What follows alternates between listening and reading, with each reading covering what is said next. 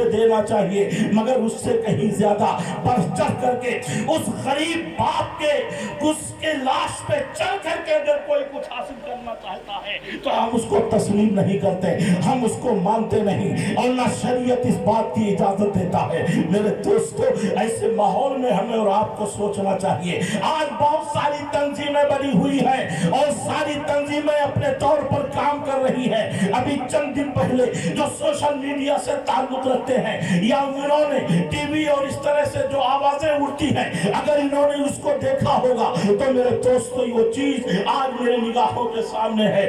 ایک عائشہ نام کی لڑکی کی شادی ہوتی ہے، وہ اپنے گھر جاتی ہے، لیکن آج تو پھر میں عجب نقطۂ نظر سے میں اپنی گفتگو کو پیش کرتا ہوں تاکہ ہماری وہ بہو بیٹیاں بھی اسے سماعت کریں، جس کی شادی ہونے والی ہے وہ بچی بھی اسے سماعت کرے، جو بہویں گھر میں آ چکی ہیں اس کو بھی وہ سماعت کرے۔ اگر آج کوئی بہو کسی گھر میں آ گئی ہے تو اسے چاہیے کہ اپنے سسر کو وہ اپنے باپ کی طرح سمجھے، اپنے ساس کو وہ اپنے ماں کی طرح سمجھے، اور جب اس طرح سے وہ سمجھے گی تو یہ دنیا، یہ گھر اس کے لیے جنت نشاں بن جائے گی۔ اور اگر یہ وہ نہیں سوچتی ہے بلکہ بیجا ظلم کرتی ہوئی نظر آتی ہے، ایک بات پہ 10 بات پیش کرتی ہوئی نظر آتی ہے، تو وہ گھر گھر نہیں رہ جاتا ہے بلکہ وہ جہنم کا کھانا بن جایا کرتا ہے۔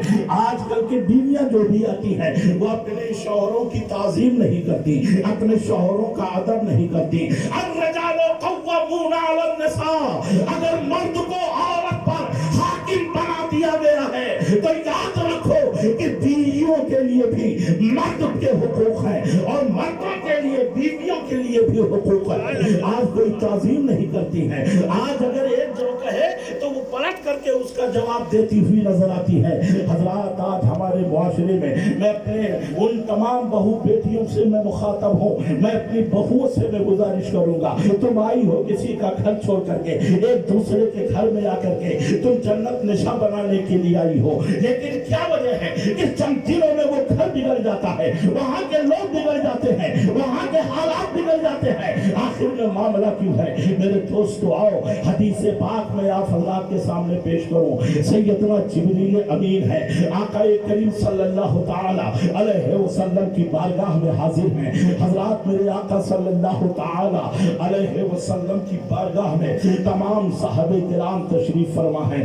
جبریل امین آئے، آقا کریم صلی اللہ تعالی علیہ وسلم کے پاس کان میں کچھ کہا، اور جتنے میں اللہ کے رسول نے اعلان فرما دیا کہ اے علی، علی کہاں ہے؟ علی کو جلد سے جلد بلایا جائے۔ حضرات، میرے آقا صلی اللہ تعالی علیہ وسلم کھڑے ہوئے، کہا خوشخبری ہو تم سب کے لیے، اس لیے جبریل امین آئے، پیغام لے کر کے آئے ہیں کہ آپ اپنی پیاری بیٹی کا نکاح، خاتون جنت کا نکاح مولائے کائنات علی شیر خدا سے کر دیں۔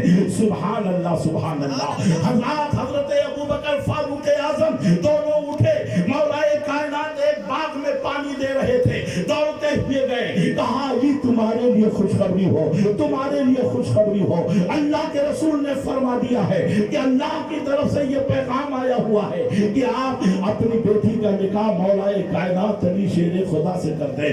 حضرات، موجود کوئی دوسرا ہوتا تو وہ خوش ہو جاتا، اس لیے اس شادی کا معاملہ ہے، اور وہ شادی کسی اور لڑکی سے نہیں، تمام دنیا کی تمام عورتیں اس پر نثار جو یہ کہتی ہوئی نظر آتی ہے کہ آج ہمارے معاشرے، ہماری تہذیب کو کیا ہو گیا ہے۔ حضرات، ایسے موقع پر جب سنا مولائے کائنات نے کہ شہزادی رسول سے رشتہ طے ہوا ہے، ان کے آنکھ میں آنسو آ گئے، وہ رونے لگتے ہیں، رو رہے ہیں، آنکھوں سے گریہ وزاری کر رہے، آنسو گر رہے ہیں۔ حضرات، مولائے کائنات علی شیر خدا رضی اللہ تعالیٰ عنہ سے حضرت ابوبکر نے اور فاروق اعظم نے فرمایا کہ چلو چلو، آقا نے تمہیں بلایا ہے۔ سبحان اللہ۔ حضرات، آج کا یہ موسم ہے نیپال کے لیے، اور اس سے پہلے بھی چند حجاج کرام اس سرزمین پر جا چکے ہیں، اور جانے کے بعد والہانہ انداز میں وہ درود و سلام کا نذرانہ پیش کرتے ہوئے لبیک اللہم لبیک، لبیک لا شریک لک لبیک، ان الحمد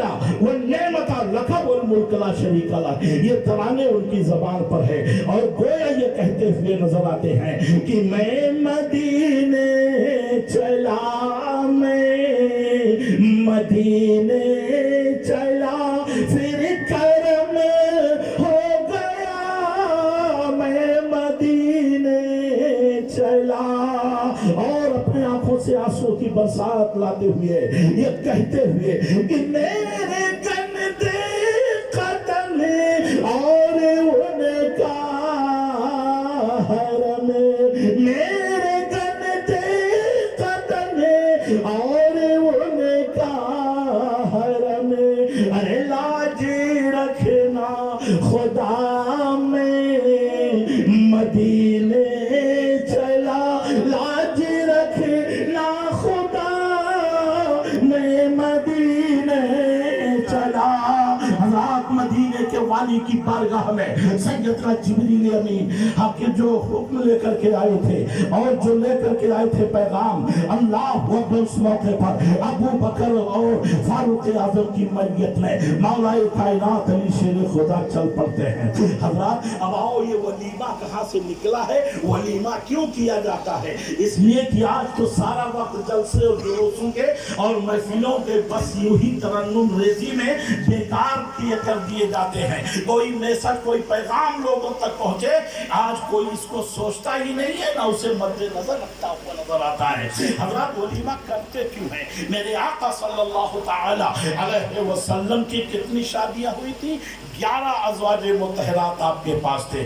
گویا یہ وہ ام المومنین ہیں، ایمان والوں کی مائیں ہیں. آج اسی پر تو کچھ اعتراض ہو رہا ہے، ہماری زبانیں نہیں کھل رہی ہیں. آپ تاریخ پر اٹھاؤ نگاہ، کسی کے ہاں 600 بیویاں ہیں، کسی کے پاس 1100 بیویاں ہیں، کسی کے پاس 36,000 بیویاں ہیں، مگر اس پر کسی کی نگاہ نہیں جاتی ہے. اور آقا کریم صلی اللہ علیہ وسلم کی اگر 11 شادیاں ہوئی ہیں اور وہ بھی حکمت کے تحت، صرف ایک ایسی بیوی جو حضرت سیدنا ابو بکر صدیق کی بیٹی ہے، وہ صرف 9 سال کی ان کی عمر تھی، اور جتنی تھی کوئی جو ہے مطلقہ ہے، کوئی بیوہ ہے. ظالموں، اگر تمہارے ذہن و دماغ میں یہ بات آتی ہے تو کیا تمہیں نہیں معلوم کہ میرے آقا 25 سال کے ہیں، مگر آپ نے ایک شادی کی، ان کی عمر 45 سال ہے اور بیوہ تھی، وہ ان سے شادی کر کے عورتوں کو کا مقام دلا دیا ہے میرے آقا صلی اللہ تعالی علیہ وسلم پہ. مگر ان کی آنکھوں میں کانٹا ہے، اور کانٹے کی بنیاد پر آج طرح طرح کی بکواسیں کرتے ہوئے نظر آتے ہیں، جس سے پورا ہندوستان جل رہا ہے. اب تو اگنی پریچھا ہو رہی ہے، اور اگنی اس طرح سے ان کے ہر لوگ نکل رہے ہیں، نہ جانے کتنے نقصان ہو رہے ہیں. صرف اس بنیاد پر ہم تو کبھی کسی کی برائی نہیں کرتے، کسی کی شان میں کبھی ہم کوئی ایسا لفظ نہیں بولتے. آخر میں تمہیں تکلیف کیا ہے؟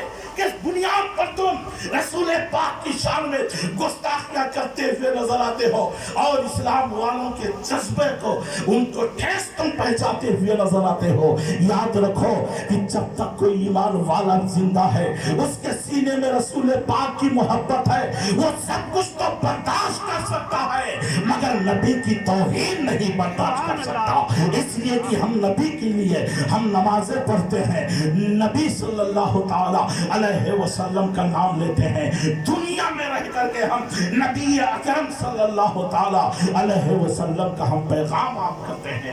حضرات بات آئی، میں نے کئی جلسوں سے میں نے خطاب کیا ہے، اور کئی جگہوں پہ جا کر کے میں نے شرکت کی ہے، اور لوگوں کو یہ بتانے کی کوشش کی ہے اعلیٰ حضرت عظیم البرکت کی زبان میں کہ وہ جو نہ تھے تو کچھ نہ تھا، اور وہ جو نہ ہو تو کچھ نہ ہو. ارے جان ہے وہ جہان کی، جان ہے تو جہان ہے. جب وہ جان ہی نہیں رہے گا تو جہان رہ کے کیا کرے گا؟ یہ سب رسول پاک کے دم قدم سے ہے.